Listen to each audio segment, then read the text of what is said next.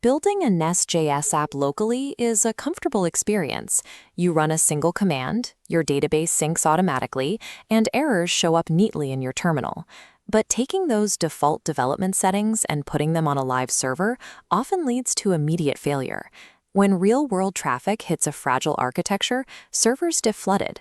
Active user requests get dropped mid-flight, weak database settings can drop tables, and missing environment variables can stop the app from starting at all. We are going to walk through 4 specific configuration steps to prevent these failures.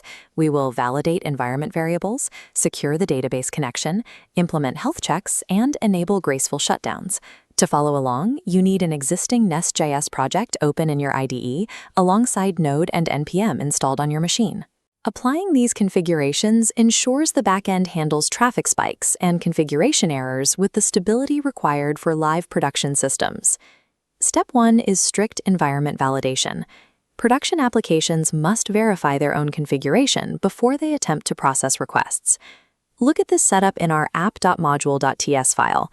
We install the Joy package and add a validation schema directly inside the config module. We define exactly which variables must be present, such as the database URL and the port number. This enforces a fail-fast principle.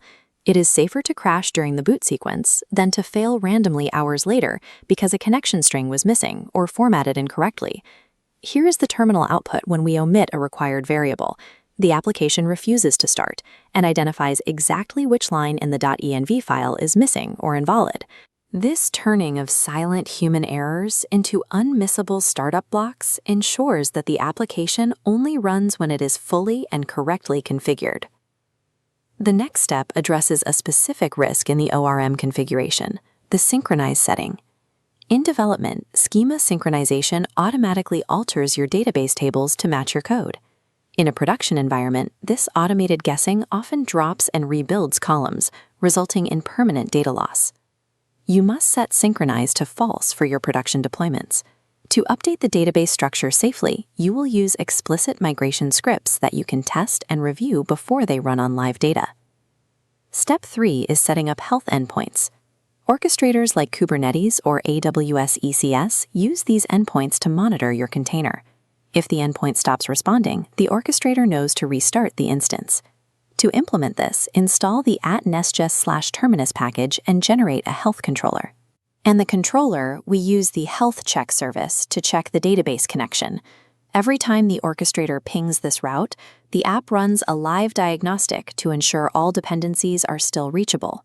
When we hit this route in a browser, we receive a JSON response confirming the system is up. If the database were to go down, this response would change, triggering an automatic recovery. Providing this explicit endpoint gives your infrastructure the visibility needed to detect and resolve failures without manual troubleshooting. When an orchestrator updates your app, it kills old instances to make room for new ones. If that happens while a user is mid-purchase, their request is terminated instantly and their data may be lost. To prevent this, we open main.ts and call the enable shutdown hooks method right before the app begins listening for traffic. This allows the app to intercept the kill signal from the server. Instead of stopping instantly, it finishes processing every active HTTP request and safely closes its database connections before shutting down.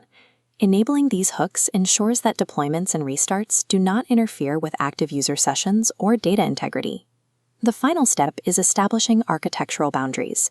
A production NestJS application should never communicate directly with the open internet. Instead, we use a reverse proxy like Nginx. The proxy handles SSL encryption and manages the certificates, while also masking the internal IP address and identity of your NestJS server. Once the proxy verifies the request, it routes it through a private internal network to your NestJS container. This means the application code is never directly exposed to public traffic. You can package this environment using a Docker file for the app and a docker compose.yml file to link the proxy, application, and database together. This separation keeps the application server hidden from public view while centralizing the management of security certificates. The codebase is now fully configured and fortified to withstand the intense pressures and unpredictable stresses of a live production environment. We validated environment variables, prevented database wipes, gave orchestrators health visibility, and enabled zero downtime restarts.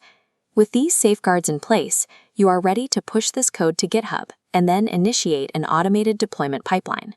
Reliable production engineering is about more than writing logic. It is about ensuring your application can fail safely and recover without human intervention. Enhance your coding skills with us. Don't forget to subscribe to Code 5 Food for the latest updates and tutorials.